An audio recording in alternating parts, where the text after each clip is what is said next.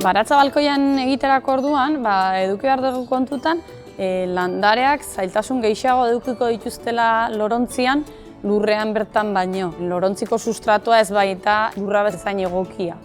Gauza oso garrantzitsu bat landatzerako orduan izango da lorontzia daukan tamainua.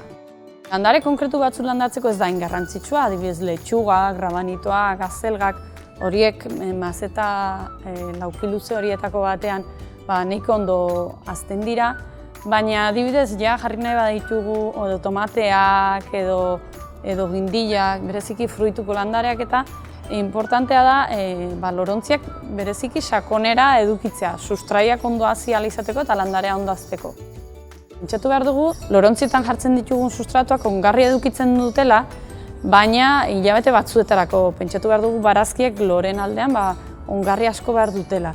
Orduan, komeniko litzateke landaketa berri bat egin behar dugun aldiero, ongarri bat botatzea, konpost bat edo ongarri desberdinak izaten ditugu orain, baratza balkoian egin ahal izateko. Pentsatu behar dugu, gehiago ureztatu beharko dugula lorontzien normalean, sikatzeko joera gehiago edukiko duelako. Lorontzietan landatu nahi dugunean, eduki dezakegun abantailetako bat da, adibidez tomateekin, tomatek normalean lorontzietan dugunean askotan edukitzen dugu balkoi bat bestua, ez? Uriarekin bustiko ez dena, eta hori adibidez tomateak asko eskertzen du.